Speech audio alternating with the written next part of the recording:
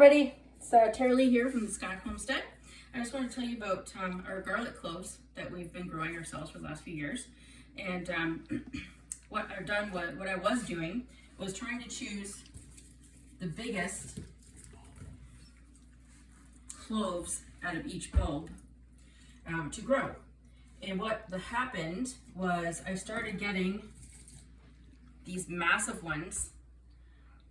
cloves out of each bulb, but then my bulbs were only starting to give me 3 and 4, maybe 5 cloves in each bulb, and they were all really big. So I don't need a bunch of massively huge ones like this. And so what I want to do is actually start going backwards, because that's what people will tell you when people say I want bigger bulbs to grow. So people say, well, take your biggest cloves and plant them in the ground. Well, I was doing that for 3 years, and now I've overdone it. So now I need to go back a little bit. So now I'm going to try and plant these little bit smaller ones, and hopefully I'll get more cloves out of each bulb.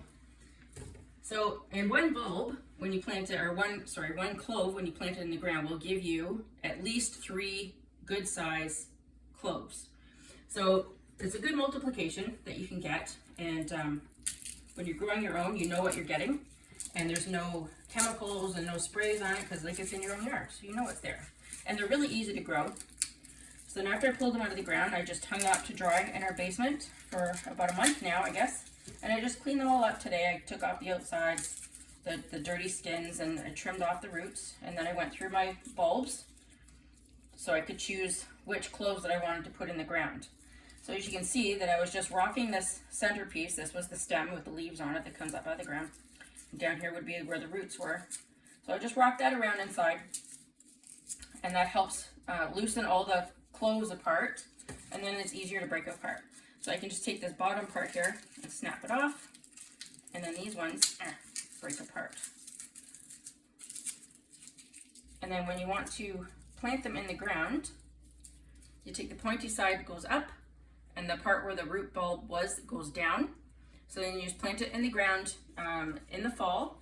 So you want at least a few weeks of a little bit of growth to happen in the fall, so that in spring they'll already have a good little start, and then they'll pop right up for you and they'll start growing.